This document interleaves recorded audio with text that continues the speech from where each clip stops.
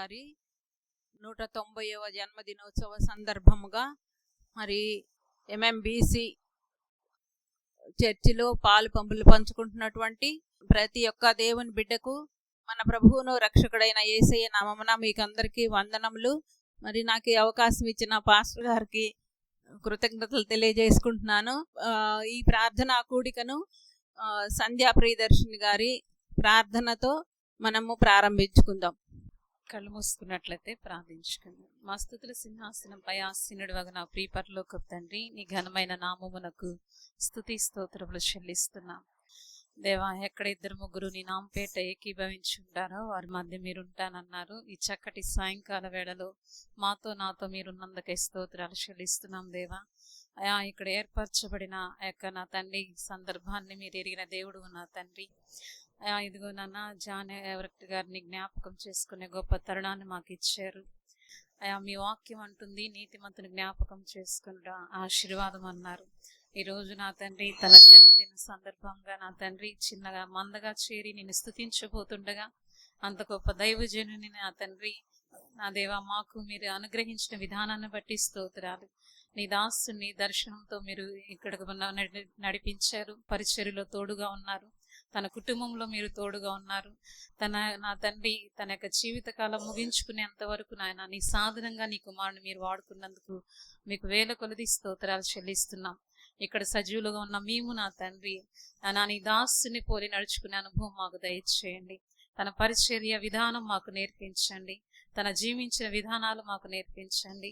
అయా, ఇదిగో తండ్రి ఆయన జ్ఞాపకం చేసుకోవటమే కాదు కానీ దేవా ఆయన పరిచర్యలో ఉన్న భారాన్ని మేము గుర్తిరిగి అదే భారం కలిగి నీ పని చేసేవారిగా మేము అందరం ఉండటానికి కృప చూపించమని నేను స్తుతించబోతుండగా నా తండ్రి మీరే సమస్త మహిమ ఘనత ప్రభావం ఆరోపిస్తుండగా స్వీకరించండి. నీ దీనదాసు ద్వారా నాతో మీరు మాట్లాడమని, విత్తబడుతున్న వాక్యం వ్యర్థం కాకుండా నీరు కట్టి ఫలింపు దయచేయమని, వచ్చిన ప్రతి ఒక్కరిని దీవించండి, మార్గంలో ఉన్న వారిని క్షేమంగా నడిపించండి. నాన్న కృప చూపించమని తండ్రి కుమార పరిశుద్ధాత్మ నామమున అడిగి వేడుకుంటున్నాం తండ్రి, ఆమేన్. పోయిన వారు వచ్చి 3 పాటలు పాడవలసినదిగా కోరుచున్నాం. ప్రబలముగానే ప్రస్తుతించేదా ప్రభుని కృపలన్నీ,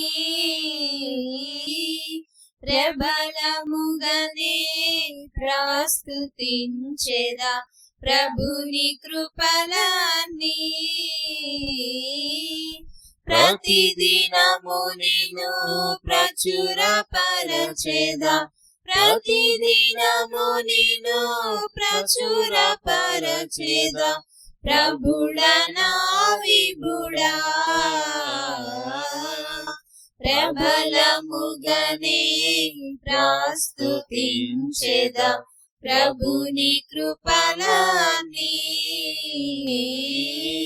ప్రేమను ఏ మారకను ఎప్పుడు తలచవేయో మనసా, యేసుని ప్రేమను ఏ మారకను ఎప్పుడు తలచవేయో మనసా, వాసిగనాతని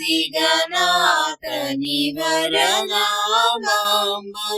వదలక పొగడవేయో మనసా, యేసుని ప్రేమను నే మారకను ఎప్పుడు తలచవేయో మనసా.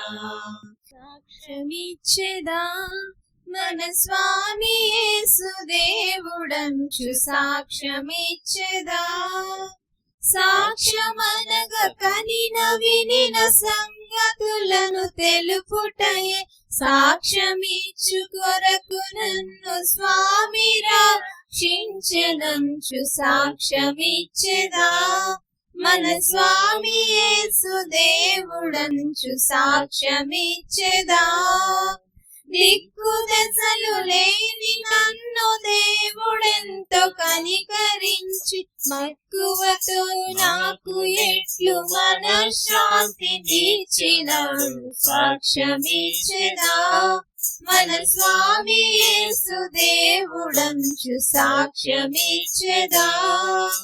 ప్రారంభ ప్రార్థన చేసినందుకు దేవుడు నిన్ను దీవించాలని దేవుని ప్రార్థిస్తున్నాను. అదే మాదిరిగా కోయిర్ బిడ్డలు చక్కటి పాటలు పాడినందుకు మీకు కూడా థ్యాంక్ యూ వెరీ మచ్. ఇప్పుడు మొదటిగా స్పెషల్ సాంగ్స్ జి రవి గారు, ఎస్ రవి గారు, జి ఝాన్సీ గారు ముగ్గురు వచ్చి స్పెషల్ సాంగ్స్ ఒకరి తర్వాత ఒకరు పాడవలసినదిగా కోరుచున్నాము. ఎడబాయని నీ కృపా నన్ను విడువదు ఎన్నటికీ, ఎడబాయని నీ కృపా నన్ను విడువదు ఎన్నటికీ, యేసయ్యా నీ ప్రేమానాదం నన్ను కాయును అనుక్షణం, యేసయ్యా నీ ప్రేమానురాగం నన్ను కాయును అనుక్షణం, ఎడబాయని నీ కృపా నన్ను విడువదు ఎన్నటికీ, ఎడబాయని నీ కృపా.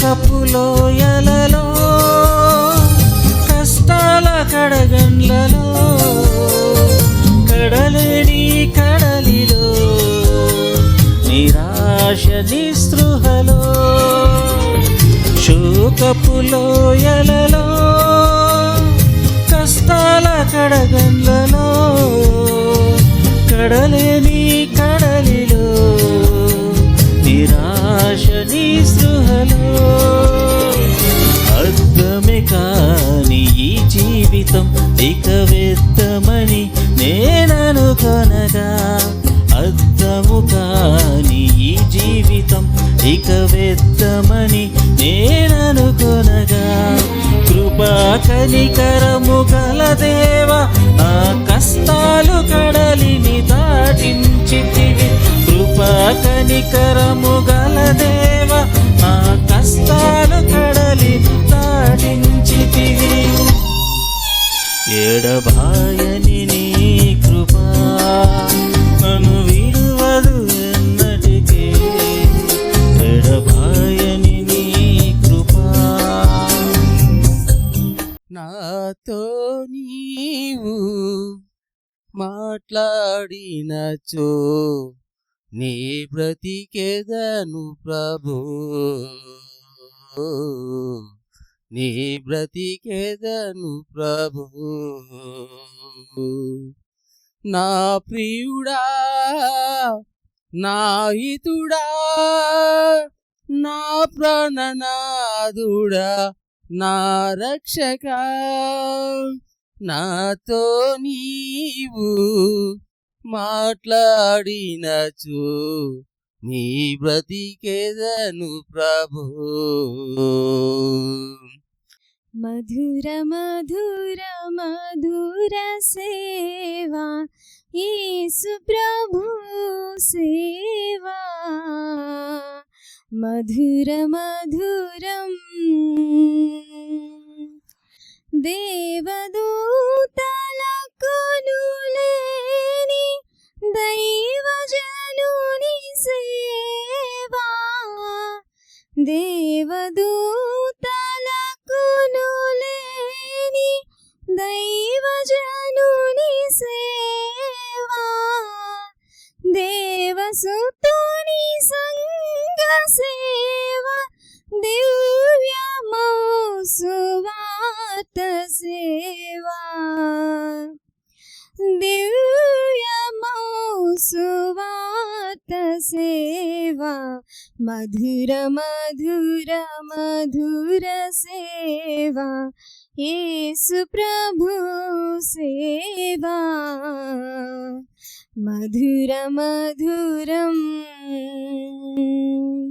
మరి చక్కటి పాటలు పాడి వినిపించిన భక్తి భావములతో చక్కటి పాటలు పాడి వినిపించినటువంటి జి రవి గారికి, ఎస్ రవి గారికి, ఇప్పుడే క్రొత్తగా పాటను నేర్చుకొని పాడిన జి ఝాన్సీ గారికి, ముగ్గురికి కూడా కృతజ్ఞతలు తెలియజేసుకుంటున్నానండి. మరి మన మధ్యలో ఉన్నటువంటి జకరయ్య బ్రదర్ గారు వచ్చి కొరింథీయులకు రాసిన అపొస్తలుడైన పౌలు కొరింథీయులకు రాసిన మొదటి పత్రిక 1వ అధ్యాయము 26వ వచనం నుండి 31వ వచనం వరకు గల వాక్య భాగాన్ని చదివి వినిపించవలసినదిగా కోరుచున్నాము. సహోదరులారా, మిమ్మల్ని పిలిచిన పిలుపును చూడుడి. మీలో లోకరీతిని జ్ఞానులైనను గొప్ప వంశం వారినైనను అనేకులు పిలవబడలేదు. గాని ఏ శరీరయు దేవుని ఎదుట అతిశేప పడుకున్నట్లు జ్ఞానులను సిగ్గుపరచుటకు లోకములో నుండి వెర్రివాడిని దేవుడు ఏర్పరచుకొని ఉన్నాడు. బలవంతులైన వారిని సిగ్గుపరచుటకు లోకములో బలహీనులైన వారిని దేవుడు ఏర్పరచుకొని ఉన్నాడు. ఎన్నికైన వారిని వ్యర్థము చేయుటలో లోకములో నీచులైన వారిని తృణీకరింపబడిన వారిని ఎన్నికల లేని వారిని దేవుడు ఏర్పరచుకొని ఉన్నాడు. అయితే ఆయన మూలముగా మీరు క్రీస్తు యేసు నందున్నారు. అతిశయించువారు ప్రభువు నందే అతిశయింపవలెను అని వ్రాయబడినది. నెరవేరునట్లు దేవుని మూలముగా ఆయన మనకు జ్ఞానమును నీతియు పరిశుద్ధాత్మయు విమోచన నాయను. దేవుని వాక్యం దీవించును గాక. ఆమేన్. వాక్యాలను చదివి వినిపించినటువంటి బ్రదర్ జకరయ్య గారికి కృతజ్ఞతలు తెలియజేస్తున్నాను. ఈ సమయాన్ని మరి 190వ జన్మదినానికి సంబంధించినటువంటి సందేశాన్ని మనకు అందించవలసినదిగా మన పాస్టర్ గారిని కోరుచున్నాను. ఈ సమయాన్ని పాస్టర్ గారికి ఇస్తున్నాను. చిన్న ప్రార్థన చేసుకుందాము. ప్రేమ కలిగిన మా తండ్రి, దయగలిగిన మా ప్రభువా, మీకు స్తోత్రములు నాయనా. క్లౌదర్ గారు చేసిన సేవ ఎంతో అమూల్యమైనది తండ్రి. ఈనాడు మేమందరము ఈ స్థితిలో ఉండగలిగాము అంటే క్లౌదర్ గారు చేసిన గొప్ప పరిచర్య ఫలితము, ఆ త్యాగమే తండ్రి. నీకు స్తోత్రములు. 190వ జయంతి వేడుకలను మార్టిన్ మెమోరియల్ బ్యాప్టిస్ట్ చర్చ్ జరుపుకునే అవకాశాన్ని కలిగించినందుకు స్తోత్రములు తండ్రి. సంఘ నాయకులను బట్టి మీకు వందనాలు. పరిచర్య విషయంలో సంఘాన్ని ఎంతో ముందుకి నడిపిస్తున్నందుకై మీకు వందనాలు చెల్లిస్తున్నాం. విశ్వాసులను బట్టి మీకు స్తోత్రములు తండ్రి. పరిచర్యలో సహకారులుగా ఉంచినందుకు మీకు వందనాలు చెల్లిస్తున్నాం. చదవబడిన వాక్యాన్ని బట్టి, పాడిన పాటలను బట్టి మీకు స్తోత్రములు తండ్రి. ఇప్పుడు నీ సేవకుడు నీ పక్షాన్ని నిలబడి క్లౌదర్ గారి యొక్క జీవిత విశేషాలను జ్ఞాపకం చేసుకుంటూ అవి మా జీవితాలకు అన్వయించుకుంటూ వాక్యం అందించబోతూ ఉండగా మీ ఆత్మతో అభిషేకించమని ప్రార్థన చేస్తూ ఉన్నాం. ఈ శబ్ద యంత్రము ద్వారా వాక్యమినే బిడ్డలు, ఇక్కడ కూర్చునే వాక్యమినే బిడ్డలు, యూట్యూబ్ ద్వారా ఈ రికార్డింగ్ వాక్యమినే బిడ్డలందరిని బట్టి మీకు స్తోత్రాలు. వారిలో భారాన్ని, త్యాగాన్ని, వారిలో క్రీస్తు ప్రేమని, సమర్పణని, రక్షణని మీరు అనుగ్రహించమని చేరువచ్చిన వారందరిని బట్టి మిమ్మల్ని స్తుతిస్తూ రావలసిన వారు త్వరగా రావడానికి సహాయం చేయమని యేసు నామములో వేడుకొని ప్రార్థన చేస్తున్నాము తండ్రి. ఆమేన్. అధ్యక్షులు డాక్టర్ జి పద్మావతి గారికి వందనాలు తెలియజేస్తా ఉన్నాను. దేవుని వాక్యంలో చదివినటువంటి కొరింథీ మొదటి పత్రిక 1వ అధ్యాయము 26వ వచనం, ఇది చాలా గొప్ప మాట. క్లౌదర్ గారి, హ్యారియట్ అమ్మ గారి జీవితంలో గొప్ప మాట. ఎందుకంటే ఈ లేఖనమే వారు గొప్ప సేవ చేయడానికి కారణం. ఈ లేఖనమే. ఈ లేఖనం యొక్క ప్రత్యేకత ఏమిటంటే ఈ ఒంగోలు ప్రాంతంలో ఉన్నటువంటి అదములు, పేదలు, త్రోసివేయబడిన, నెట్టివేయబడినటువంటి ఆ జనాంగానికి వారు జనాంగాన్ని దగ్గరికి తీసి వారికి దేవుని ప్రేమను అందించి వారికి చదువు చెప్పి వారిని ప్రయోజకుల్ని చేయాలని వారి దగ్గరికి వెళ్ళి వారిని ఆదరిస్తున్నప్పుడు ఈ ప్రాంతంలో ఉన్న కులం వాళ్ళు వెళ్ళి క్లౌదర్ గారితో మాట్లాడారంట. వాళ్ళని కాకుండా మాకు సువార్త సేవ చేస్తే మేము యేసుప్రభుని నమ్ముకుంటాం, వాళ్ళు కానీ ఆ తక్కువ జాతి వాళ్ళు కానీ వస్తే మేము యేసుప్రభుని నమ్మము అని క్లౌదర్ గారికి ఖచ్చితంగా చెప్పారంట. చరిత్రలో రాయబడిన విషయాలు ఇవి. అలా చెప్పినప్పుడు క్లౌదర్ గారు చాలా బాధపడి ఆయన భార్య గారు అయినటువంటి హ్యారియట్ సండర్లాండ్ అమ్మగారికి చెప్పాడంటే ఈ విషయం. ఇలా అన్నారు, మరి మనం ఏం చేద్దాము అని వాళ్ళిద్దరూ ఆలోచన చేసి బాధపడి ఏడ్చుకొని వాళ్ళిద్దరూ తీర్మానానికి వచ్చారంట. ఓ పని చేద్దామండి, నువ్వు ప్రార్థన చేయి, నేను ఈ రాత్రి ప్రార్థన చేస్తాను, దేవుడు మనకి లేఖనంలో నుండి ఏదైనా ఒక సూచన చూపిస్తే దాన్ని బట్టి మనం నిర్ణయం తీసుకుందామని వాళ్ళిద్దరూ ఒక రాత్రి ఉపవాసం ఉండి ప్రార్థన చేశారు. ఎవరికి వారు వేరువేరుగా ప్రార్థన చేశారు. ఆ ప్రార్థన చేసినప్పుడు ఆ ప్రార్థనలో దేవుడు ఇద్దరికీ ఇదే లేఖనము బయలుపరిచాడు. కొరింథీ మొదటి పత్రిక 1వ అధ్యాయము 26వ వచనాన్ని బయలుపరిచాడు. ఉదయము ఇద్దరు కలుసుకొని, మరి దేవుడు నీతో ఏం మాట్లాడాడు, దేవుడు నీకేం చెప్పాడు, నీకేం చెప్పాడు, ఏదైనా లేఖనము దేవుడిని అడిగాం కదా చూపించాడు అంటే, అప్పుడు వారిద్దరు కూడా దేవుడు వారికి సెలవిచ్చినటువంటి లేఖనాన్ని ఒక స్లిప్ మీద రాసుకొని ఇద్దరు కలిసి ఆ స్లిప్ని ఆ టైంలో ఓపెన్ చేస్తే కొరింథీ మొదటి పత్రిక 1వ అధ్యాయము 26వ వచనం ఉందంట. ఎంత ఆశ్చర్యం! అప్పుడు వారిద్దరు ఒక తీర్మానం చేసుకున్నారు. అగ్రకులస్తులకు కాదు, ఈ అధములకి, ఈ తక్కువ జాతి ప్రజలకి, వెలివేయబడిన వారికి, ఎన్నికలేని వారికి మేము సేవ చేయాలని వారు సేవ ప్రారంభించారు. ఆ సేవ ఫలితమే ఈరోజు మనం చదువుకోవటానికి, మనం మంచి బట్టలు ధరించుకోవటానికి, మనకు వైద్యము, మనకి ఆరోగ్యము, మనకి అన్ని వసతులు కోరటానికి ఈ లేఖనం అన్నమాట. చూడండి, దేవుని వాక్యం ఎంత శక్తి కలిగిందో. అందుకని ఈ వాక్యాన్ని ఈరోజు చదివించడం జరిగింది. మరి మనం ఎన్నో విషయాలు దేవుని వాక్యంలో ప్రసంగాలు వింటూ ఉన్నాం. కానీ క్లౌదర్ గారి యొక్క జీవితాన్ని గురించి కొన్ని విషయాలు ఈరోజు తెలియజేయాలని నేను ఇష్టపడుతూ ఉన్నాను. క్లౌదర్ గారు చనిపోయేటప్పుడు ఆయన ఒక మాట చెప్పాడు. ఆయన ఏమన్నాడంటే, నేను చనిపోయినా నా సమాధి మీద గడ్డి మొలుస్తుంది, నేను చనిపోతే నా సమాధి మీద గడ్డి మొలసినను లేదా మొలుస్తుంది, కానీ నేను నాటిన విత్తనాలు మహావృక్షాలుగా మారుతాయి, అది నాకు చాలు అన్నాడంట. ఏంటి, నేను చనిపోతాను, నా సమాధి మీద గడ్డి మొలవచ్చేమో, మొలిసిద్ది, మొలిచినా కూడా నేను నాటిన విత్తనాలు, అంటే నేను నాటిన సువార్త విత్తనాలు, నేను సంపాదించిన ఆత్మలు మహావృక్షాలుగా మారుతాయి అన్నాడంట. ఎంత విశ్వాసం కదా ఆయనకి, ఎంత బలమైనటువంటి మాట కదా. తను క్లౌదర్ గారు 44 సంవత్సరాలు సేవ చేశారు. ఈ 44 సంవత్సరాల క్లౌదర్ గారి యొక్క పరిచర్యని కానీ మనం గమనించినట్లయితే ఆయన 100 మంది కంటే ఎక్కువ మంది స్థానికంగా నాయకులని సిద్ధపరిచినాడంట.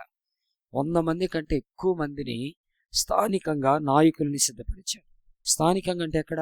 ఆయా గ్రామాల్లో, ప్రకాశం జిల్లా, గుంటూరు జిల్లా, అప్పుడు గుంటూరు జిల్లా ఉండేది, నెల్లూరు, ఈ పరిసర ప్రాంతాల్లో ఉన్న గ్రామాల్లో 100 మంది కంటే ఎక్కువ మంది నాయకుల్ని తయారు చేసి వారి ద్వారా సువార్తను అందించాడు. వారి ద్వారా గొప్పగా సమాజాన్ని నిర్మించాడంట. క్లౌదర్ గారు ఒక్క ఆత్మ కూడా నరకానికి వెళ్ళకూడదని ఏడ్చేవాడంట, బాగా ఏడ్చేవాడంట. ఒక్క ఆత్మ కూడా నరకానికి పోకూడదు, ఒక్క ఆత్మ కూడా నరకానికి వెళ్ళకూడదని ప్రార్థనలు ఏడ్చేవాడంట. ఎవరైనా పాపంలో ఉంటే వారిని చూసి ఏడుస్తూ లోపల ప్రార్థన చేసేవాడంట క్లౌదర్ గారు. ఆయన రోజుకి 16 గంటలు పనిచేసేవాడంట క్లౌదర్ గారు. 24 గంటలుంటే 24 గంటల్లో రోజుకి 16 గంటలు పనిచేసేవాడు క్లౌదర్ గారు అని చరిత్ర ఆయన గురించి తెలియజేస్తుంది. అంత మాత్రమే కాదు, క్లౌదర్ గారు ప్రతిరోజు ఉదయాన్నే తెల్లవారుజామున 4 గంటలకే నిద్ర మేలుకొని ఆయన ప్రార్థన చేసుకొని బైబిల్ చదువుకునేవాడంట. తెల్లవారుజామున 4 గంటలకి ప్రతిరోజు అంతేనంట. ఇంకా ఆయన 4 గంటలకి లేచేవాడు, ప్రార్థన చేసుకునేవాడు, బైబిల్ చదువుకునేవాడంట. ఆయన ఎందుకు అలా చేసేవాడంటే అపోస్తల కార్యముల 6వ అధ్యాయము 4వ వచనం ద్వారా దేవుడు ఆయనతో మాట్లాడాడంట. అయితే మేము ప్రార్థన యందును వాక్య పరిచర్య యందును ఎడతెగక ఉందమని చెప్పిరి. ఈ వాక్యాన్ని తీసుకున్నాడంట ఆయన. ప్రార్థన యందును వాక్య పరిచర్య యందును ఎడతెగక ఉందుము అనే మాటని ఆయన తీసుకున్నాడు అని క్లౌదర్ గారి గురించి చరిత్ర తెలియజేస్తూ ఉంది. ఆయన అమెరికా నుండి వచ్చి వెంటనే తెలుగు నేర్చుకున్నాడంట. ఏం ఆలస్యం చేయలేదంట. ఆయన అమెరికా దేశం నుంచి ఆయన వచ్చి వెంటనే తెలుగు నేర్చేసుకున్నాడంట. తెలుగు నేర్చుకోవటం మాత్రమే కాకుండా ఈ క్లౌదర్ గారు రైతులాగా పంచ లాల్చి కట్టుకున్నాడంట. ఆయన పంచ లాల్చి, ఆయన రైతులాగా ఉన్నాడంట. అంతేకాదు ఆయన పొలాల్లో పనిచేసేవాడంట. ఆయన పొలాల్లో పనిచేసి జీవనం సంపాదించుకున్నాడు. తోటి రైతుల దగ్గరికి వెళ్ళి నేనేదో అజమాయిషి చేయటం కాకుండా వాళ్ళతో కలిసి పనిచేసేవాడని క్లౌదర్ గారి గురించి చరిత్ర తెలియజేస్తూ ఉంది. ఆయన చాలా కష్టాలు కూడా ఎదుర్కొన్నాడు. 1876 సంవత్సరం, 77 సంవత్సరం, 78 ఈ 3 సంవత్సరాల్లో చాలా కరువు వచ్చింది. లక్షల మంది చనిపోయారంట. లక్షల మంది. క్లౌదర్ గారు ఆ సమయంలో ఆకలితో ఉన్న వారికి అన్నం పెట్టాడంట. రోగులకి వైద్యం అందించాడు, మందులు ఇచ్చాడు. ఆ తర్వాత వాక్యం చెప్పాడంట. ఆయన చూడండి, ఆయన ముందు వాక్యం చెప్పడం కాదు, ఆకలితో ఉన్న వారికి అన్నం పెట్టాడు, వైద్యం చేశాడు, వారికి మందులు ఇచ్చాడు, ఆ తర్వాత దేవుని వాక్యాన్ని అందించాడు. అలా ఆ ఒక్క సంవత్సరమే 9,104 మంది బాప్తీసం తీసుకున్నారంట. ఎంతమంది? 9,104 మంది బాప్తీసం తీసుకున్నారంట. చూడండి ఆయన జీవితం ఎంత అద్భుతమైందో. క్లౌదర్ గారు ఆయన జీవితాన్ని ఇంకా మనం కానీ గమనిస్తే ఆయన ఒక మాట అనేవాడంట, సంఘములోని కుర్చీలని నింపటం నా పని కాదు, నరకము ఖాళీగా ఉంచటం నా పని అన్నాడంట ఆయన. సంఘములో కుర్చీలను నింపటం కాదు నా పని, నరకము ఖాళీగా ఉంచటం నా పని అన్నాడంట. ఎంత భారం అండి, ఎంత త్యాగం. ఈనాడు సేవకులు ఈ మాట నేర్చుకోవద్దా? సంఘములో కుర్చీలను నింపుకోవటానికి, సంఘములో సందా బుడ్డీలను నింపుకోవటానికి, సంఘములో ధనాగారాలను నింపుకోవటానికి కాదు. ఆయన అంటాడు, సంఘములో కుర్చీలను నింపటం కాదు నా పని, నరకాన్ని ఖాళీ చేయటం, నరకము ఖాళీగా ఉంచడం నా పని అన్నాడంట. యెహెజ్కేలు గ్రంథము 3వ అధ్యాయము 18వ వచనంలో ఆయనకి ఇష్టమైనటువంటి మాటల్లో ఒకటి ఇది. అవశ్యకముగా నీవు మరణమవుదువని నేను దుర్మార్గుని గూర్చి ఆజ్ఞయ్యగా నీవు అతనిని హెచ్చరిక చేయకయు అతడు జీవించినట్లు తన దుర్మార్గతను విడిచిపెట్టవలనని వారిని హెచ్చరిక చేయకయు ఉండిన ఎడల ఆ దుర్మార్గుడు తాను చేసిన దోషమును బట్టి మరణమును గాని అతని రక్తమునకు నిన్ను ఉత్తరివాదిగా ఎంచుదును. ఈ మాటను పట్టుకున్నాడంట క్లౌదర్ గారు. అయ్యో, ఒక వ్యక్తి, ఒక దుర్మార్గుడు అవశ్యకముగా చచ్చిపోతే, వాడు నరకానికి వెళ్ళిపోతే అది నా బాధ్యతే కదా. కాబట్టి నరకము ఖాళీగా ఉండాలా, ఒక్కడు కూడా ఎక్కడికి వెళ్ళకూడదు, నరకానికి వెళ్ళకూడదు అని అంత భారం కలిగి ఆయన సేవ చేసినటువంటి వ్యక్తిగా క్లౌదర్ గారు కనిపిస్తూ ఉంటాడు. క్లౌదర్ గారు త్యాగం చాలా గొప్పది. ఆయన త్యాగం చాలా గొప్పది. ఆయన అమెరికాలో సుఖంగా ఉండొచ్చు కదా, అమెరికా దేశం, అమెరికాలో సుఖంగా ఉండవచ్చు. కానీ అమెరికాలో సుఖంగా ఉండకుండా భారతదేశానికి వచ్చి, భారతదేశంలో వెనకబడినటువంటి చాలా వెనకబడిన ప్రాంతమైన మన ఒంగోలు ప్రాంతానికి ఆయన వచ్చి గుడిసెలో ఉన్నాడంట. ఆయన గుడిసెలో ఆయన ఉన్న తర్వాత ఈ బంగ్లాలు కట్టారు. అంతకుముందు గుడిసె, తాటాకులు గుడిసె, జొన్న దంట్లతో, సొద్ద దంట్లతో గుడిసెలు వేసుకుంటే ఆ గుడిసెలో ఉన్నాడంట. ఆయన ఒక్క పూటే భోజనం చేశాడంట. డబ్బులు ఏమన్నా ఉంటే అవి సేవ కోసం ఖర్చు చేశాడంట, కానీ తన కోసం వాడుకోలేదంట. చూడండి, ఆయన అమెరికాలో సుఖంగా ఉండొచ్చు ఆయన సర్వేయర్, ఆయన చదువుకున్నాడు బాగా, అక్కడ ఆయనకి మంచి పొలాలు ఉన్నాయి, వాళ్ళ నాన్న ధనవంతుడు, చాలా ఆవులు వాళ్ళకున్నాయి, మందలున్నాయి, వాళ్ళకి పాడి ఉంది. అయినా కూడా ఆయన ఇక్కడికి వచ్చి గుడిసెలో ఉండి ఒక్క పూట భోజనం చేసి డబ్బులు సేవకి ఖర్చు పెట్టి సేవ చేసిన వ్యక్తి క్లౌదర్ గారు. మార్కు సువార్త 8వ అధ్యాయము 35వ వచనము ఆయనకి మరొక ఇన్స్పిరేషన్. అది తన ప్రాణమును రక్షించుకొని గోరువాడు దానిని పోగొట్టుకొనును, నా నిమిత్తము సువార్త నిమిత్తమును తన ప్రాణమును పోగొట్టుకునివాడు దానిని రక్షించుకొనును. ఒకడు సర్వలోకమును సంపాదించుకుని తన ప్రాణమును పోగొట్టుకొనుట వానికి ఏమి ప్రయోజనము? చూడండి, మనుష్యుడు తన ప్రాణమునకు ప్రతిగా ఏమి ఇయ్యలేడు. ఆయనకి ఇది ఇన్స్పిరేషన్ అంటే ఈ మాటలు. నేను అమెరికాలో సుఖంగా ఉండి నా ప్రాణం పోతే ఏం ఉపయోగం? ఒకడు తన ప్రాణాన్ని పోగొట్టుకుంటే ఏం ఉపయోగం? ఒకడు లోకమంతా సంపాదించుకొని తన ప్రాణాన్ని పోగొట్టుకుంటే ఏం ఉపయోగం? అందుకని ఆయన సుఖాన్ని అనుభవించకుండా గుడిసెలో ఉండి ఒక్క పూట భోజనం చేసి ఆయన ఏం చేశారంట? ఆయన సేవ చేశాడు. అంతేకాదు, డబ్బుని దేవుని సేవ కోసం వాడినటువంటి గొప్ప వ్యక్తి క్లౌదర్ గారు. ఈ క్లౌదర్ గారు ఆయన సేవ జీవితంలో 22,700 మందికి బాప్తిస్మం ఇచ్చాడు. 22,700 మందికి. ఇంకా ఆలోచించండి, నిద్రపోయి ఉంటాడు ఆయన? అసలు నిద్రపోయి ఉంటాడు. ఇంకొక సత్యం చెప్పాను, క్లౌదర్ గారు ప్రసంగాలే కాదు, పరిచర్య కాదు, 200 కంటే ఎక్కువ పాటలు రాశాడంట ఆయన. అది క్లౌదర్ గారు. 200 కంటే ఎక్కువ పాటలు రాశాడు క్లౌదర్ గారు. ఈ పాటలు రాయటంలో ఒక థీమ్ ఉంటుంది ఆయన పాటకి. సంగీతం కోసమో, అందరు మెచ్చుకోవటం కోసమో, లేకపోతే ఏదో ప్రాస పెట్టి రాయటం కోసం కాదు. ఆయన ఒక పాట రాశాడంటే ఆ పాటలో ఖచ్చితంగా 3 అంశాలు దాగుంటాయంట. అది ఒకటి రక్షణ, రెండవది సిలువ, మూడవది ఆత్మల భారం. ఈ 3 విషయాలు ఆయన రాసిన 200 పై చిలుకు పాటల్లో అంశముగా కనబడిందంట. రక్షణ, సిలువ, ఆత్మల భారం. 200 కంటే ఎక్కువ పాటలు రాసినటువంటి రచయిత కూడా క్లౌదర్ గారు. అంతేకాదు, క్లౌదర్ గారు తన సమాధి గురించి ఒక మాట అంటాడు. నా సమాధి మీద ఒక్క ఆత్మను రక్షించాను అని రాయొద్దు. ఆయన చెప్పిన మాట అంట. నా సమాధి మీద రాయవలసి వస్తే ఒక్క ఆత్మను రక్షించానని రాయొద్దు, వేలాది ఆత్మలు రక్షించడానికి ప్రయత్నించాడు అని రాయండి అని చెప్పాడంట. ఏంటంట, ఎంత సేవ అండి! ఈ మాటలు మీరు ఎప్పుడైనా వినుంటారో లేదో నాకు తెలియదు.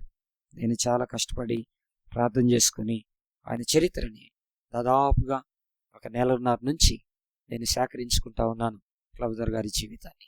ఎందుకంటే మార్టిన్ మెమోరియల్ బ్యాప్టిస్ట్ చర్చి ఒక మిషనరీ సంఘం. ఇది డబ్బు కోసం పెట్టిన సంఘం కాదు. ఇది ఆత్మల రక్షణ కోసం పెట్టిన సంఘం. నశిస్తున్న ఆత్మల కోసం సరైన సువార్త అందాలని, ప్రతి కుటుంబం కూడా దేవుని సేవలో ఉండాలని, ప్రతి ఒక్కళ్ళు సేవ చేయాలని భారముతో పెట్టినటువంటి సంఘమే మార్టిన్ మెమోరియల్ బ్యాప్టిస్ట్ చర్చి. ఇది సంఘమే కాదు, ఇది ఒక సెమినరీ కూడా. మార్టిన్ మెమోరియల్ బ్యాప్టిస్ట్ చర్చిలో నేర్చుకోవాలి, దేవుని వాక్యం నేర్చుకోవాలి. మత్తయి సువార్త 11:28 ప్రభు అన్నాడు కదా, ప్రయాసపడి భారం మోస్తున్న సమస్త జనులారా నా యుద్ధకు రండి, నేను మీకు విశ్రాంతి కలుగు చేతును, నేను సాత్వికుడును, దీన మనస్సు గలవాడను కనుక నా కాడి మీ మీద ఎత్తుకొని నా యుద్ధ నేర్చుకోండి అన్నాడు. కాబట్టి ఇక్కడ నేర్చుకుంటాం. అంతేకాదు, మార్టిన్ మెమోరియల్ బ్యాప్టిస్ట్ చర్చ్ అనేది హోటల్ కాదు. ఇది హోటల్ కాదు. మనకు నచ్చిన భోజనాన్ని ఆర్డర్ ఇచ్చి మనకు నచ్చిన ప్రసంగాన్ని విని వెళ్ళిపోవటానికి ఇది ఒక హాస్పిటల్. రోగికి ఏదో ఆ మంది ఇక్కడ ఇస్తాడు, ఇక్కడ చికిత్స చేయబడింది, ఇక్కడ వైద్యం చేయబడింది, ఇక్కడ ఆపరేషన్ చేస్తాడు. అంతేకాదు, మార్టిన్ మెమోరియల్ బ్యాప్టిస్ట్ చర్చ్ అనేది ఇదొక మెకానిక్ షెడ్.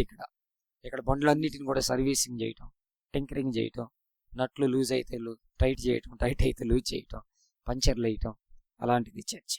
డబ్బు కోసం పెట్టిన సంఘం కాదు, పదవుల కోసం పెట్టిన సంఘం కాదు, అధికారాల కోసం పెట్టిన సంఘం కాదు, ఆధిక్యతల కోసం, కుర్చీల కోసం ఏదో ఆషామాషిగా పెట్టిన సంఘం కాదు.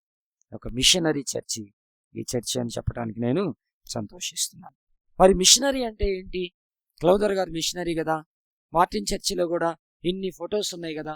క్లౌదర్ గారు, జువెట్దర్ గారు, మరియన్ ఓబెర్ గారు, ఈవా గ్రూవ్ మార్టిన్ గారు, ఎర్రగొంట్ల పేరయ్య గారు, అలాగే మార్టిన్ దొర గారు, హ్యారియట్ అమ్మ గారు, శామ్యుయల్ డే గారు, జేమ్స్ ఎం బేకర్ గారు, ఇక్కడ చూస్తే విలియం కేరీ గారు, వీళ్ళందరూ మిషనరీలు ఫోటోలు పెట్టుకున్నాం కదా. క్లౌదర్ గారు కూడా ఒక మిషనరీగా ఉన్నాడు. మరి మిషనరీ అంటే ఏంటి అసలు? ఈ మాటలు కూడా కొన్ని మనం చూద్దాం. మిషనరీ అంటే ఏమిటని ఆలోచన చేస్తే జీతం, ఇల్లు, భవిష్యత్తు. వినండి, ఏంటట? జీతం, ఇల్లు, భవిష్యత్తు. ఇవేవి తెలియకుండానే, ఇవేవి కోరుకోకుండానే దేవుడు చెప్పిన స్థలానికి వెళ్ళేవాడు మిషనరీ. జీతం కానీ, ఇల్లు కానీ, భవిష్యత్తు కానీ ఇవేవి తెలియకుండానే, ఏవి కోరుకోకుండా దేవుడు చూపించేటువంటి చెప్పే స్థలానికి వెళ్ళేవారే మిషనరీ. అది మిషనరీ. మీరు చూస్తే హెబ్రీ పత్రిక 11:8 ఒక అద్భుతమైన మాట ఉంటుంది. చూడండి, ఏమన్నాడు? అబ్రహాము పిలువబడినప్పుడు విశ్వాసమును బట్టి ఆ పిలుపునకు లోబడి తాను స్వాచ్ఛముగా పొందనిన్న ప్రదేశమునకు బయలువెళ్ళెను. ఈ మాట, మరియు ఎక్కడికి వెళ్ళవలెనో అది ఎరుగక బయలువెళ్ళెను. అది మిషనరీ. అది మిషనరీ. కాబట్టి ఎక్కడికి వెళ్ళాలో ఎరుగక బయలు వెళ్ళటమే, విశ్వాసముతో అడుగులేయటమే. రిస్క్ ఉంది అని తెలిసి కూడా సువార్తకి ప్రకటించడానికి, అందించడానికి ముందుకు దూచుకొని పోయేవాడు మిషనరీ అన్నమాట. అది జీతం చూసుకోడు, ఇల్లు చూసుకోడు, భవిష్యత్తు చూసుకోడు, ప్రాణం ఉంటుందా పోద్దా తెలియదు, ఏమీ ఆలోచించకుండా దేవుడు పిలిచాడు కాబట్టి దేవుని సేవ చేయాలని ముందుకు దూచుకొని పోయేవాడు మిషనరీ అన్నమాట. అది మిషనరీ. జువేటి దొరగారు అదే అన్నాడు కదా. 22 సంవత్సరాలు ఒంగోలు ప్రాంతంలో పరిచర్య చేస్తే 80 లక్షల రూపాయలు ఖర్చు చేస్తే 8 మంది రక్షణ పొందితే, అమెరికాలో తెలుగు మిషన్ వాళ్ళు తెలుగు ప్రాంతాల్లో మిషన్ క్లోజ్ చేస్తున్నాం, ఇక నువ్వు వెళ్ళొద్దు జువేట్ అని అంటే, జువేట్ ద్వారా అన్నాడు, మీరు డబ్బులు ఇచ్చినా ఇవ్వకపోయినా, మీరు పంపించినా పంపించకపోయినా నేను అక్కడికి వెళ్ళి దేవుని సేవ చేయాల్సిందే, అవసరమైతే అక్కడే చచ్చిపోతాను కానీ నేను సేవ చేయటం ఆపను అన్నాడు. అది మిషనరీ. ఈరోజు అలాంటి మిషనరీలు కనుగొనగలమా? చూడగలమా? అంతేకాదు, అలాంటి మిషనరీలుగా మారగలమా? అలాంటి మిషనరీలు మన కుటుంబాల్లో నుంచి లేపగలమా? ఇవ్వగలమా?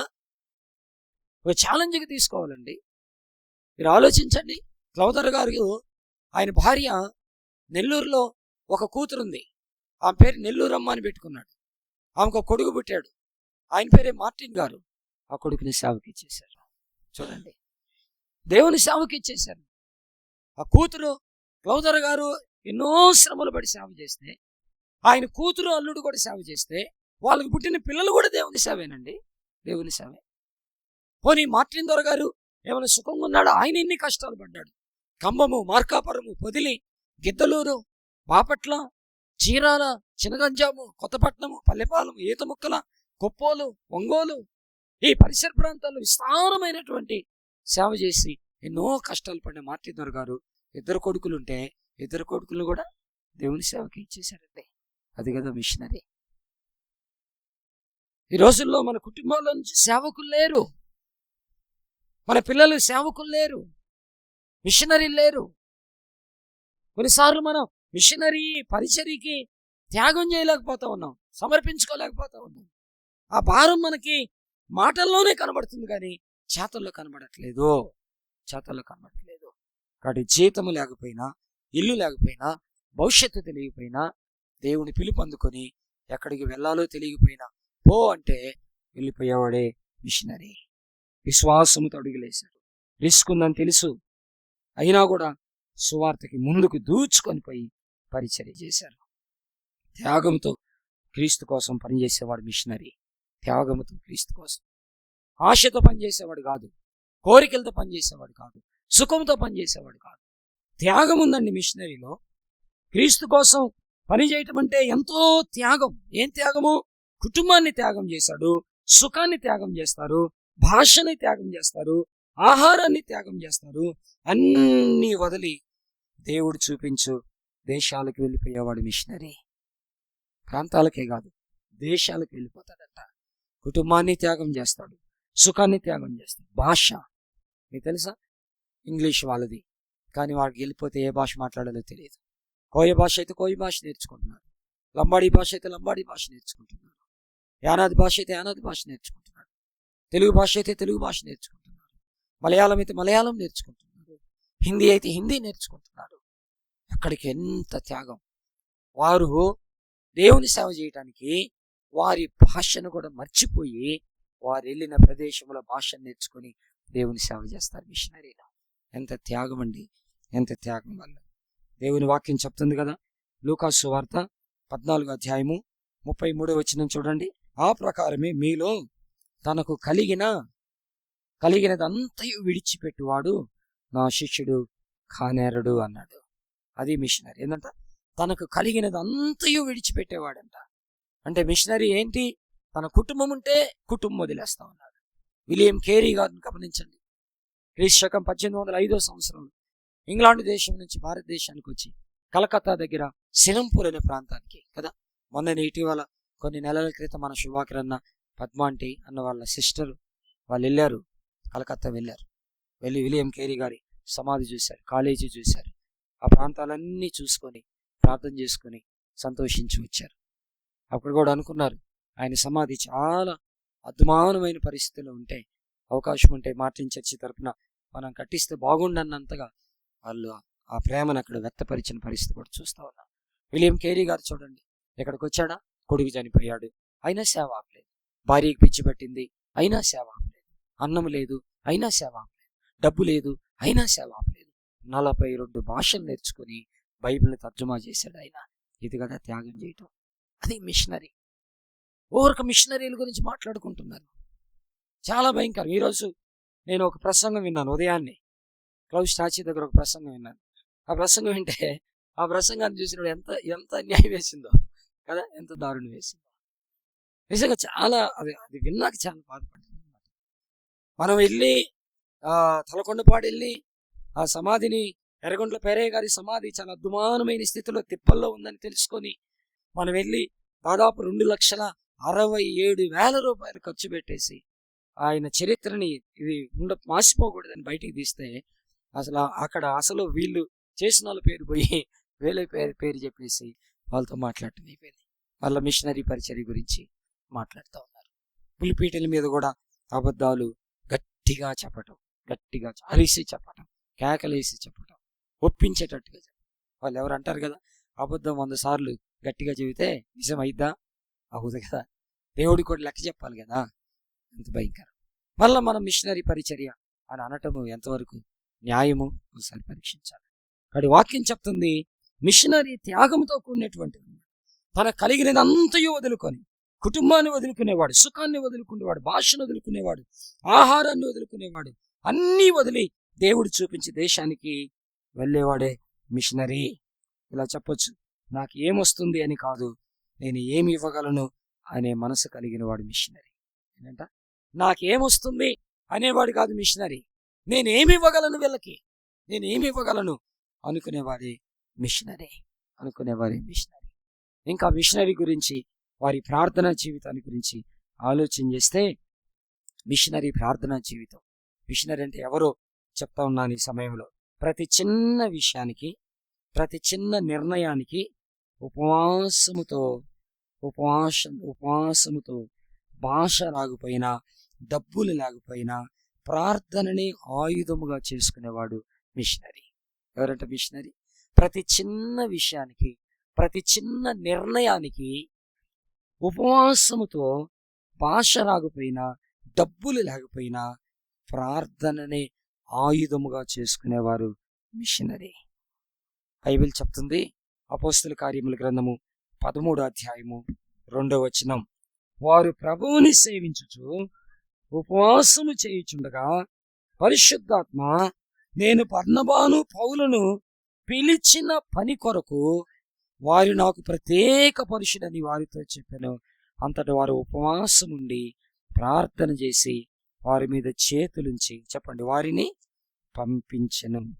వారు ప్రభువుని సేవించుచు ఉపవాసం ఉండి ప్రార్థన చేసి వారి మీద చేతులుంచి పంపించారు. కాబట్టి మిషనరీ పరిచర్య అనేది ప్రతి చిన్న విషయానికి, ప్రతి చిన్న నిర్ణయానికి ఉపవాస ప్రార్థన, భాష రాకపోయినా డబ్బు లేకపోయినా ప్రార్థనే ఆయుధముగా చేసుకుని ప్రభువుని సేవించుచు ఉపవాసంతో వెళ్ళేవాడు మిషనరీ. బర్నబా, పౌలు వెళ్ళిపోయారు. ఎన్ని ఉపవాసాలండి, ఎన్ని దెబ్బలండి, ఎన్ని త్యాగలండి, ఎన్ని కష్టాలండి వాళ్ళు పడింది, ఎన్ని అవమానాలు పడ్డారండి. రాళ్లతో కొట్టి ఈడ్చేశారు పౌల్ని కదా. చచ్చిపోయాడు అనుకొని వదిలేశారండి ఆయన్ని. చచ్చిపోయాడు అనుకొని వదిలేశారు. సన్మానాలు ఇష్టపడలేదు, ఘనతలు ఇష్టపడలేదు, పేర్లు ఇష్టపడలేదు, పదవులు ఇష్టపడలేదు.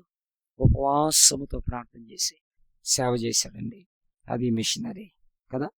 ఇలా చెప్పమంటారా? ప్రోగ్రాం కంటే కూడా ప్రార్థన గది ముఖ్యం. ప్రార్థన లేని సేవ ఖాళీ డబ్బా లాంటిదంట. మిషనరీకి ఏంటి? ప్రోగ్రాం కంటే కూడా ప్రార్థనా గదే ఇష్టమంట. అంటే అర్థం ఏంటి? ఒక ప్రోగ్రాంలో స్టేజ్ మీద కనబడటానికి ఇష్టపడ్డాడు మిషనరీ, ఒక గదిలో ప్రార్థన చేయడానికి ఇష్టపడతాడు మిషనరీ. ప్రోగ్రాం కంటే కూడా ప్రార్థనా గదినే ఎక్కువగా ఇష్టపడేవాడు మిషనరీ అనమాట. ఈరోజు ఇది ఆలోచించాలండి. చాలాసార్లు మనం కనబడాలి, సంఘానికి మనం కనబడాలి, మనుషులకి మనం కనబడాలి, మన ఫోటో కనబడాలి, మన మాటలు కనబడాలి, మన పేరు వినబడాలి, మన ఘనతలు వినబడాలి. ఇలా మనం ఆలోచన చేస్తూ ఉంటాం. దానికోసం మనం తాపత్రయపడతా ఉంటాం. దానికోసం ఎంత కష్టపడతామో మనం, ఏమేం చేస్తూ ఉంటామో మనం. కానీ ఒక మిషనరీ అలా కాదు. ప్రోగ్రాం కంటే కూడా ప్రార్థన గదే ముఖ్యముగా ఇష్టపడి, ప్రార్థన లేని సేవ ఖాళీ డబ్బా లాంటిది అనుకునేవాడే మిషనరీ. ఇంకా మిషనరీ అంటే ఆత్మల భారం, చాలా ఆత్మల భారం కలిగిన వాడు మిషనరీ. ఎంత ఆత్మల భారం అంటే రాత్రులు నిద్రపోరంట. అసలు రాత్రులు నిద్రపోరు. మరి ఏం చేస్తారు?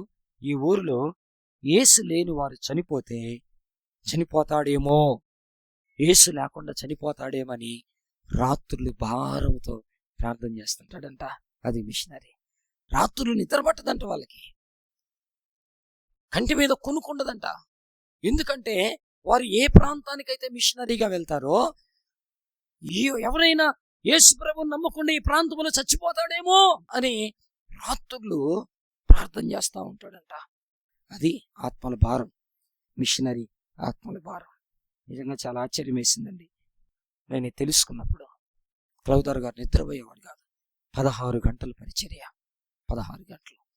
24 గంటల్లో ఇంకా మిగిలింది ఎంతండి? 8 గంటలు కదా. ఈ 8 గంటల్లో ఎర్రగుంట్ల పేరయ్య గారు గబగబా వచ్చేవాడంట. 8 గంటల్లో ఆయన ఇంటి మీద రాళ్ళు వేసేవాళ్ళంట. 8 గంటల్లో పడుకుంటా ఉంటే గబగబా వచ్చి తలుపులు కర్రలు తీసుకొని తలుపులు బాదేవాళ్ళంట. ఒక్కోసారి ఆయన పడుకుంటే ఆయన డేరాకి నిప్పు కూడా పెట్టారంట, లోపల చంపేయాలని. బిక్కు బిక్కు బిక్కు బిక్కుమంట బ్రతికారు వాళ్ళు. నిద్ర పట్టదు వాళ్ళకి. ఎందుకు? మేం పనిచేసే ఒంగోలు పట్టణంలో, మేం పనిచేసే నెల్లూరు పట్టణంలో, మేం పనిచేసే గ్రామాలలో యేసు ప్రభు లేకుండా ఎవడైనా చచ్చిపోతాడేమో, ఒక్కరు కూడా యేసు ప్రభు లేకుండా చచ్చిపోకూడదని రాత్రులు కూడా నిద్ర పట్టకుండా వారి సేవ చేసి ప్రార్థన చేసేవాళ్ళంట మిషనరీస్. చూసారండి? రోమాపత్రిక 10వ అధ్యాయము 1వ వచనం చూడండి.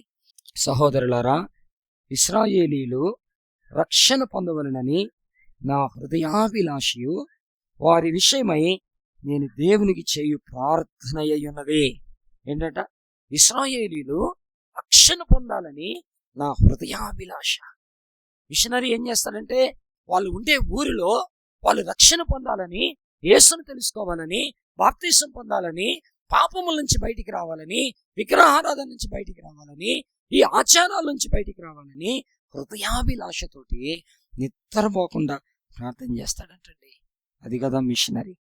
అలా చేశారండి మన జువెట్ దర్ గారు. డిసెంబర్ 31వ తారీఖు 1854వ సంవత్సరం గచ్చ పొదలు ముళ్ళ తుప్పలు ఉన్నటువంటి ఆ ఒంగోలు కొండ మీద, ఇప్పుడు జువెట్ ప్రార్థనా కొండ అని పేరు పెట్టారు, ఆ కొండ మీదకి చీకటిలో వెళ్ళి ప్రార్థన చేస్తా ఉన్నారు. ఆయన భార్య ఆ కొండ మీదకి, ఇప్పుడు కొండ మీదకి వెళ్ళాలంటే ఎంత కష్టం కదా. అలాంటిది ఆ రోజుల్లో ముళ్ళ తుప్పలు, గచ్చ పొదలు, బలురక్కసి చెట్లు అక్కడ ఉన్నాయి, బలుసుములు ఉన్నాయంట అక్కడ, దురదగొండాకులు ఉన్నాయంట అక్కడ. అవి తగిలితే ఒళ్ళంతా ఒకటే జిల, ఆ ముళ్ళు. అయినా కూడా చీకట్లో అక్కడికి వెళ్ళి, కొండ మీదకి వెళ్ళి ఈ ఒంగోలు పట్టణ ప్రజల కోసం ఈ గ్రామాల కోసం రాత్రంతా ప్రార్థనలో గడిపారండి వాళ్ళు. ప్రార్థనలో మిషనరీల సేవది. ఆ ప్రార్థనలోనే కదా దేవుడు అరుణోదయ దర్శనాన్ని అనుగ్రహించాడు వాళ్ళకి. తూర్పు నుంచి అప్పుడప్పుడే ఆ చీకటి తెరలు అలా పోతా ఉన్నాయి, సూర్యుడు అలా పైకి వస్తూ ఉంటే ఆ దివ్యమైనటువంటి వెలుగుతో జువెట్ దొర గారికి ఒక దర్శనాన్ని ఇచ్చాడు దేవుడు.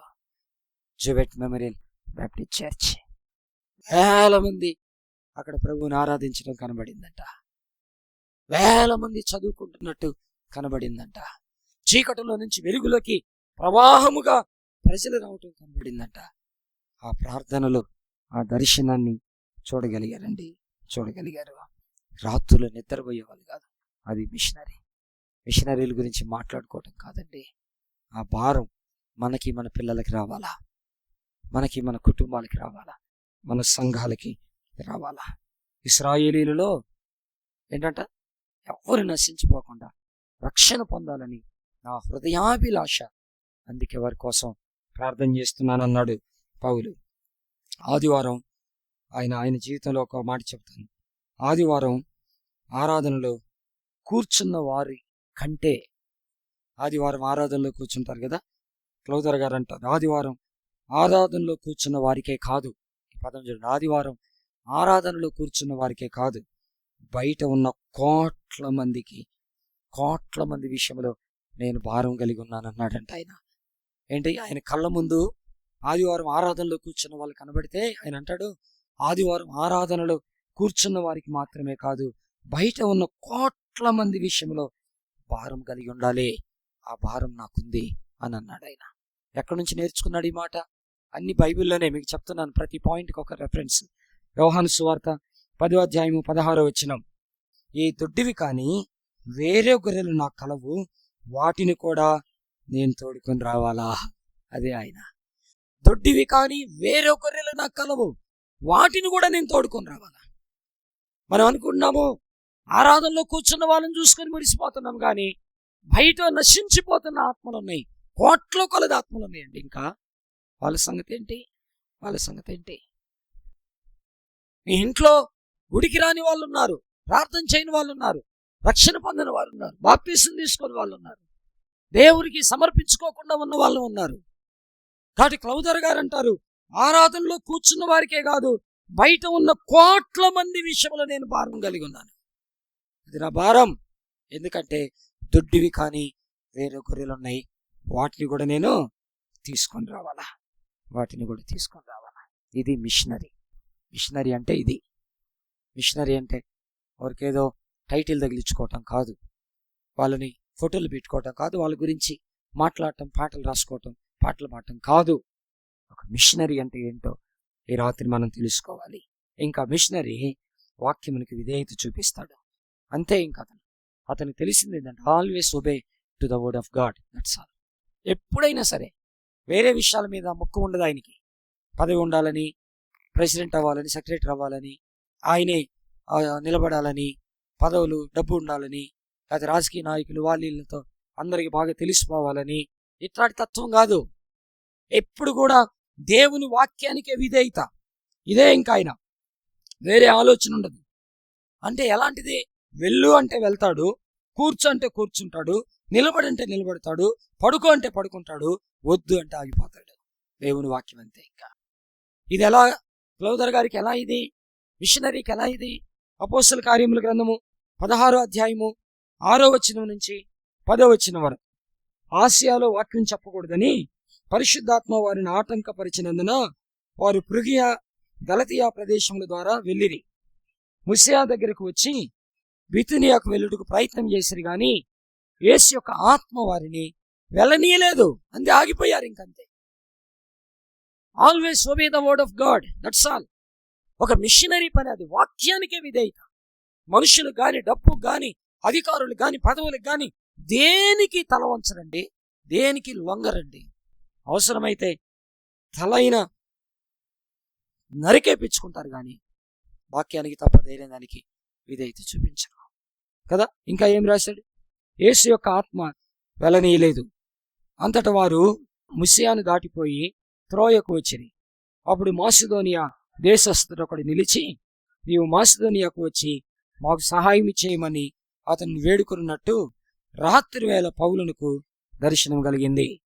అతనికి ఆ దర్శనం కలిగినప్పుడు వారికి సువార్త ప్రకటించుటకు దేవుడు మమ్మల్ని పిలిచి ఉన్నాడని మేము నిశ్చయించుకొని వెంటనే మాసిదోనియాకు బయలుదేరుటకు యత్నం చేసితిమి. అంటే ఏంటంట, వెళ్ళు అంటే వెళ్ళాడు, కూర్చోంటే కూర్చున్నాడు, నిలబడమంటే నిలబడాలి, పడుకోమంటే పడుకోమన్నాడు, వద్దు అంటే ఆగిపోయాడు. వాక్యానికి విధేయత చూపేవాడు మిషనరీ. దేవుని మాట విని వెంటనే చేయటం, తర్వాత చూద్దాం అని అనేవాడు కాదు. అది ఏంటంట, దేవుని మాట విని వెంటనే ఓకే అంటవే, ఇప్పుడు కాదు ప్రభువా, తర్వాత చూద్దాము, ఓపిక లేదు, అక్కడ పరిస్థితులు బాగలేవు, ఇప్పుడే నేను వార్త విన్నాను, 3 చంపేశారంట, నువ్వేమి ఇప్పుడు నన్ను బొమ్మంటున్నావు, కాసేపు ఆగొచ్చు కదా. అలాంటిది ఏం లేదు. అలాంటిది కాదు మిషనరీ పరిచర్య, అలాంటిది కాదు. ఆ తర్వాత మిషనరీ పరిచర్య కష్టాల్లో సంతోషిస్తూ ఉంటారు. వాళ్ళు కష్టాల్లో సంతోషం. వాళ్ళు బాగా బిర్యానీలు, మంచి భోజనము, మంచి షాళ్ళు, మంచి బహుమతులు, చప్పట్లు, పొగడతలకి సంతోషం కాదు. వాళ్ళకి కష్టాల్లో సంతోషిస్తూ ఉంటారు. ఎన్ని కష్టాలు వస్తే అంత సంతోషం అంట. క్లౌదర్ గారిని ఒక ఎదురు పొంగు తీసుకొని ఒక ఆయన రక్తం గారేటట్టు గుర్తే అందరు అనుకున్నారంట క్లౌదర్ గారు చచ్చిపోతాడు అనుకున్నారంట, చనిపోతాడని అనుకున్నారు. ఆ ఎదురు పొంగుతో కొట్టిన వ్యక్తి ఒకరోజు ఆహారం కోసం క్లౌదర్ గారి దగ్గరికి వచ్చి చేతులు చాపితే క్లౌదర్ గారు, నా సహోదరుడా, దేవుడు నిన్ను ప్రేమించుచున్నాడని కౌగిలించుకొని అతనికి బట్టలు ఇచ్చి అతనికి అన్నం పెట్టి దేవుడు నిన్ను ప్రేమిస్తున్నాడని చెప్పి, అప్పుడు నువ్వు నన్ను కొట్టావు చూడు, ఇప్పుడు నాకు చాలా సంతోషంగా ఉంది అన్నాడంట. కష్టాల్లో సంతోషిస్తారండి. క్లౌదర్ గారు ఎప్పుడు దిగులు పడలేదు. పేడేశారు ఆయన మీద, రాళ్ళు ఇసిరారు ఆయన మీద, కర్రలతో కొట్టారు ఆయన్ని, రాత్రులు బెదిరించారు ఆయన్ని, ఇల్లు తగలబెడతామన్నారు ఆయన్ని, పడుకుంటే చుట్టూ చేరి గోలు చేసేవాళ్ళంట. అయినా కూడా సంతోషంతో దేవుని సేవ చేశాడు. మిషనరీస్ జైళ్ళు, అనారోగ్యము, కష్టాలు, రాళ్ళ దెబ్బలు వచ్చినా కూడా సువార్త ఆపల. వాళ్ళు జైళ్ళలో పెట్టారు, సువార్త ఆపల. రాళ్లతో కొట్టారు, సువార్త ఆపల. అనారోగ్యం పాలైపోయాడు, సువార్త ఆపల. కష్టాలు వచ్చినాయి, సువార్త ఆపలేదు. ఎప్పుడు ఆపడండి. క్లౌదర్ గారు అమెరికా పోవటానికి కూడా కారణం ఏంటి? జబ్బు చేసింది ఆయనకి. జబ్బు చేస్తే ఇక్కడే ఉండాలనుకున్నాడు, కానీ దేవుడు ఆయనతో మాట్లాడాడంట. క్లౌదర్ గారు ఇక్కడ ఉంటే ఈ తెలుగు ప్రజలు అమాయక ప్రేమ వాళ్ళది, గొప్ప ప్రేమ వాళ్ళది, ఉన్నతమైన ప్రేమ వాళ్ళది, నా మీద మక్కువతోటి నా సమాధిని ఒక పూజాస్థలముగా చేసి నన్ను దేవుని చేసి ఆరాధిస్తారేమని భయపడి ఎంతో కష్టంతో అమెరికా దేశానికి వెళ్ళాడంట ఆయన. అమెరికా దేశానికి పారిపోయి కాదు వెళ్ళింది ఆయన. ఈ తెలుగు ప్రజల యొక్క ప్రేమను తట్టుకోలేక నన్ను ఎక్కడ దేవుణ్ణి చేసి నా సమాధిని పూజిస్తారేమని అమెరికా దేశానికి వెళ్ళిపోయాడంట ఆయన. కష్టాలని సంతోషంగా అనుభవించడమే. ఇది కూడా ఎక్కడ తెలుసుకున్నాము? అపోస్తలుల కార్యములు 5వ అధ్యాయము 41వ వచనం. ఆ నామము కొరకు అనగా యేసు నామము కొరకు అవమానం పొందుటకు పాత్రులను ఎంచబడినందున వారు సంతోషించుచు మహాసభ ఎదుటి నుండి వెళ్ళిపోయి ప్రతిదినము దేవాలయములోని ఇంటింటను మానక బోధించుచు యేసే క్రీస్తుని ప్రకటించుచుండేది. ఎంత సంతోషమో చూడండి. కొట్టారు వాళ్ళని, అవమానపరిచారు వాళ్ళని, ఇది మహా ఆనందం అని ఎంచుకొని చేశారండి. ఈ రోజుల్లో చిన్న సమస్యలకే చర్చిలు మానేస్తున్నాం, చిన్న సమస్యలకే సేవను మానేస్తున్నాం, చిన్న సమస్యలకే మనం ఏదేదో చేసేస్తున్నాం. కానీ క్లౌదర్ గారు అలా చేయలేదు. క్లౌదర్ గారే కాదండి, మన చర్చిలో ఉన్న మిషనరీలు అందరూ ఎవ్వరు అలా చేయలేదు. ఎంత పెద్ద సమస్యలైనా కూడా, బాధలైనా కూడా సిలువను మోసుకుంటానే వెళ్ళిపోయారు, సిలువను మోసుకుంటానే సమర్పించుకున్నారు. అంతేకాదు, ఒక మిషనరీ పరిచర్య ఇది అనే గీత ఉండదు, గిరి ఉండదు. మిషనరీ పరిచర్యకి, మిషనరీ పరిచర్యకి ఒక గీత గీసుకొని నా పరిచర్య ఇదే అని ఉండదు. వాళ్ళు చదువు నేర్పిస్తారు, వారు అన్నం పెడతారు, వారు వైద్యం చేస్తారు, వారు సువార్త చెప్తారు, వారు పాటలు నేర్పిస్తారు. వాళ్ళకి ఎక్కడ దేవుని సేవ అవకాశం ఉంటే ఆ ప్రతి మూలకి వెళ్ళిపోతారండి. సేవ నాది ఇదే అనుకోరు. కొన్నిసార్లు సంఘాల్లో ఎలా ఉంటుందో తెలుసా? నాది ఇదే కదా, నేను ఎందుకు చేయాలది? నా పరిచర్య ఇదే కదా, అన్నీ నేనే చూసుకోవాలా, అన్నీ నేనే చేయాలా, వాళ్ళు ఉన్నారుగా, ఇలా అనుకుంటాం కదా. చాలాసార్లు చర్చిస్లో ఉమెన్స్ ఫెలోషిప్ ఉంటుంది. ఉమెన్స్ ఫెలోషిప్ వాళ్ళు అనుకుంటారు మా పరిచర్య ఉమెన్సే, మెన్స్తో మాకు పని లేదు అంటారు. మెన్స్ పరిచర్య ఉంటుంది. మెన్స్ వాళ్ళు ఏమంటారు తెలుసా, సండే స్కూల్తో మాకు సంబంధం లేదు, అది మా పరిచర్య అంటారు. సండే స్కూల్ పరిచర్యలు అంటాడు. యూత్తో మాకేం పని, మాది సండే స్కూల్ పరిచర్య అంటారు. యూత్ వాళ్ళు అంటారు చర్చి సర్వీస్ మాకేం పని, అది వాళ్ళు పెద్దలు చూసుకునేది అంటారు. పెద్దలు ఏమంటారంటే మిమ్మల్ని పెట్టింది ఎందుకు, మేము మీ పరిచర్య మీరు చేయకుండా మా మీద వేస్తారు, మేము మా పరిచర్య ఇదే అంటారు. పాస్టర్ గారు ఏమంటాడంటే నేను పులిపీటి వరకే, మిగతాదంతా మీరు చూసుకోవాల్సింది. ఇది మిషనరీ మనసు కాదు, ఇది మిషనరీ పరిచర్య కాదు.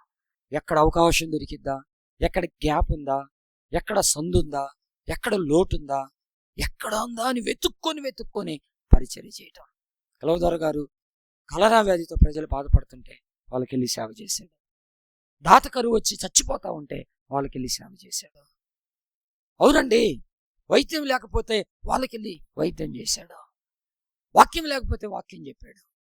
బాప్తిస్మాలు వెళ్ళి బాప్తిస్మాలు ఇచ్చాడు. గుర్రబండి మీద ప్రయాణం చేశాడు, నడిచి ప్రయాణం చేశాడు, ఎండలో ప్రయాణం చేశాడు. ఎక్కడ అవసరత కనబడిద్దో ఆ గ్యాప్ని ఫిల్ చేసేవాడు మిషనరీ. ఆ గ్యాప్ని ఫిల్ చేసేవాడు క్రైస్తవుడు. ఆ గ్యాప్ని ఫిల్ చేసేవాడు సేవకుడు. ఆ గ్యాప్ని ఫిల్ చేసేవాడు డైరెక్టరు. ఆ గ్యాప్ని ఫిల్ చేసేవాడు పెద్ద. అది చేయగలిగి ఉండాలి మనం. నాది ఇదే, నాకేం పని అనుకునేది కాదు. అలా చేశారు మిషనరీలో. స్థానికంగా నాయకులను తయారు చేశారు, పరిచర్య చేశారండి మిషనరీలు. అంతేకాదు ఈ మిషనరీ పరిచర్య వాళ్ళతోనే ముగించాల. అది గొప్ప సంగతి ఏంటంట, మిషనరీ పరిచర్య వాళ్ళతోనే ముగించాల. మరి ఏం చేశారు అంటే చూడండి, తిమోతి 2వ పత్రిక 2వ అధ్యాయం 2వ వచనం, నీవు అనేక సాక్షుల ఎదుట నా వలన విన్న సంగతులను ఇతరులకు బోధించుటకు సామర్థ్యము గల నమ్మకమైన మనుషులకు అప్పగించారు, తయారు చేశారు. ఎవరంట, సామర్థ్యము గల నమ్మకమైన మనుషుల్ని తయారు చేశారా. ఎర్రగొంట్ల పేరయ్యని తయారు చేశారండి, తయారు చేశారు. ఎర్రగొంట్ల పేరయ్య గారు 50 సంఘాలను తయారు చేశాడు. ఎర్రగొంట్ల పేరయ్య గారి సేవ తెలుసా మీకు? ఆయన ఒంగోలు విద్యా విధానం అని ఒక గొప్ప విధానాన్ని ప్రవేశపెట్టాడు ఎర్రగొంట్ల పేరయ్య గారు. ఒంగోలు విద్యా విధానం ఏంటి? ఒంగోలు విద్యా విధానం అంటే గ్రామాల్లో భార్యాభర్తల్ని ఒక జంటను ఎన్నుకొని ఒంగోలు క్లౌదర్ గారి భార్య దగ్గరికి పంపించి వాళ్ళ దగ్గర చదువు నేర్చుకొని బైబిల్ ట్రైనింగ్ చేసినాక వాళ్ళ ఊర్లో బడి గుడి నడిపించేటట్టు చేశారండి ఆయన. బడి గుడి నడిపించేటట్టు నమ్మకమైన సామర్థ్యం గల మనుషులకి మిషనరీ పరిచర్య వారితో అంతము కాలేదు. ఈరోజు సంఘాలు సేవకులు ఏమైపోయిందంటే స్వార్థం అయిపోయింది.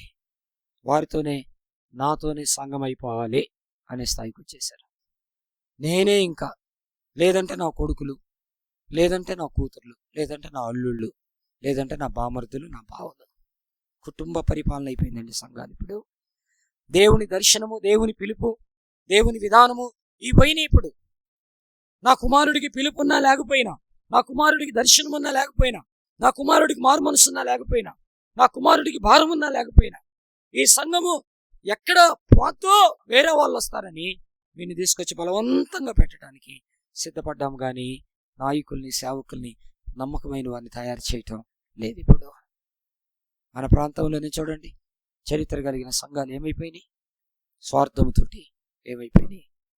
సాక్ష్యాలు పోయినాయి, మూతలు పడిపోయినాయి అండి సంఘాలు. ఎంత దారుణమైన పరిస్థితులకు వెళ్ళిపోయినాయో. మిషనరీ పరిచర్య అలాంటిది కాదు. అంతేకాదు, మిషనరీ పరిచర్య సంఘానికి ఒక సవాలు విసురుతుంది. ఒక సవాలు ఈరోజు నీకు నాకు ఈ మిషనరీ పరిచర్య ఒక సవాలు విసురుతుంది. ఏమి సవాలు అని అంటే ఒక మాట చెప్తానండి. ఒక మాట ఈరోజు మనం నేర్చుకుందాం. ఈ మాట ఏం సవాలు విసురుతుందంటే, నేను అడుగుతున్నాను ఒక సేవకుడిగా, మిషనరీ పరిచర్య కొరకు నీ ప్రార్థనలో, మొదటి మాట, నీ ప్రార్థనలో కొంచెమన్నా స్థలం ఉందా? అది ఏంటంట, సమయం ఉందా నేను అడగట్లా. నీ ప్రార్థనలో మిషనరీ పరిచర్య కోసం కొంచెమన్నా స్థలం ఉందా? మనం అంటాం కదా, నా పేజీలో అది రాద్దాం అనుకున్నా కానీ స్థలం లేదు అని అంటాం కదా. మన ప్రార్థనలో మిషనరీ పరిచర్య కొరకు స్థలం ఉందా? ఈరోజు మనం ఆలోచించాలి. రెండో మాట చెప్తున్నాను, నీ డబ్బుల్లో నీ సంపాదనలో మిషనరీ పరిచర్య కొరకు ఒక్క రూపాయి అన్నా ఉందా? ఈ సంపాదన ఈరోజు ఆలోచించాలి. నీ ప్రార్థనలో స్థలం ఉందా? నీ డబ్బులో కొంచెమన్నా మిషనరీ పరిచర్య కొరకు ఉందా?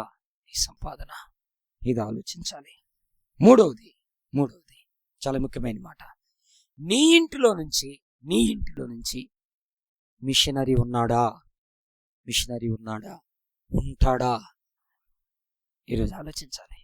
ఏంటంట, ఈరోజు సంఘానికి ఒక ఛాలెంజ్.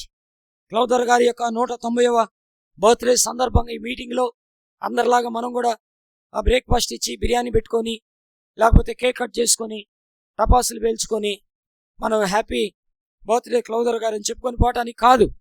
ఈరోజు సంఘానికి ఒక సవాల్ క్లౌదర్ గారు విసురుతున్నాడు. నీ ప్రార్థనలో మిషనరీ పరిచర్య కొరకు స్థలం ఉందా? నీ డబ్బులో మిషనరీ పరిచర్య కొరకు ఒక రూపాయి ఉందా? నీ ఇంట్లో నుంచి మిషనరీ పుట్టాడా? వస్తాడా? ఈరోజు ఆలోచించాలి. ఒకవేళ లేకపోతే ప్రత్యామ్నాయం ఏంటి ఆలోచించాయి. అది ఒకవేళ ఈ కుటుంబంలో నుంచి మిషనరీలు లేకపోతే ప్రత్యామ్నాయం ఏంటి? ప్రభు అడుగుతున్నాడు. మార్క్స్ వార్త 16:15 అంటున్నాడు, ద గ్రేట్ కమిషన్ అంటారు దాన్ని. గ్రేట్ కమిషన్, మీరు సర్వలోకానికి వెళ్ళి సర్వ సృష్టికి సువార్త చెప్పండి అన్నాడు. మత్తయి సువార్త 9:37 అన్నాడు, కోత విస్తారముగా ఉంది, పనివారి కొద్ది మంది ఉన్నారు, కోత కోసం లేయండి అన్నాడు. యెషయా గ్రంథం 6:8 అన్నాడు, ఎవరు వెళ్తారు నా కోసం? ఎవరు వెళ్తారు? యెషయా అన్నాడు, నేను వెళ్తాను ప్రభువా. ఈరోజు ఏంటి, మనం ఒక ఛాలెంజ్ దేవుడు విసురుతున్నాడు మనకి. మిషనరీ అంటే దేశం దాటి రావటం కాదు. మిషనరీ అంటే దేశం దాటడం కాదు. ఒక అద్భుతమైన మాట చెప్తున్నాను, దేశం దాటడం కాదు, క్రీస్తు మనస్సు కలిగి ఉండటం. అది ఏంటంట, మిషనరీ అంటే దేశం దాటి వచ్చేయటమే కాదు, క్రీస్తు మనస్సు కలిగి ఉండటం. ఆయన మనస్సు ఏంటి? ఆత్మల సంపాదన. మరి ఈరోజు ఈ సంవత్సరమైనా ఒక మిషనరీనన్నా పోషిద్దామా? మన ప్రార్థనలో సమయం ఇద్దామా? మన ధనంలో భాగం ఇద్దామా? మన ఇంట్లో నుంచి మిషనరీలను లేపుదామా? ఒక గ్రామాన్ని దత్తత తీసుకుందామా? లేదా ఒక మందిరాన్ని కట్టిద్దామా? లేదా ఒక పెద్ద సభ జరుపుదామా? లేదా మనం ఏం చేద్దాం? ఈ మిషనరీ పరిచర్య కొరకు మనం ఏం చేద్దాం? మన సమాధుల మీద గడ్డి మొలిసిపోవటమేనా? మనం నాటిన విత్తనాలు మహావృక్షాలుగా అవ్వాల్సిన అవసరం లేదా? చనిపోతాం ఏదో ఒక రోజు, ఆ సమాధి మీద గడ్డి మొలుస్తుంది. సంవత్సరం మన వాళ్ళు ఎవరో వస్తారు, ఆ సమాధిని తుడుస్తారు, కడుగుతారు, పూలేస్తారు, వెళ్ళిపోతారు. అంతవరకైనా మన పని? నువ్వు నాటిన విత్తనాలు మహావృక్షాలయ్యి ఫలం ఫలిస్తాయి. నువ్వు నాటిన విత్తనాలు ఎన్నో ఆత్మల్ని సంపాదిస్తాయి, సంఘాలను నిర్మిస్తాయి, దేశాలు వెళ్ళి సేవ చేస్తే ఎంత బాగుంటుంది. కాబట్టి క్లౌదర్ గారు దర్శనం ఏంటంట, సహోదరులారా మిమ్మల్ని పిలిచిన పిలుపును చూడండి అన్నాడు. కాబట్టి మనం పిలిచిన పిలుపుని చూద్దాం, మిషనరీ పరిచర్యని చేద్దాం. దేవునికి మహిమ ఘనత ప్రభావములు కలుగునుగాక.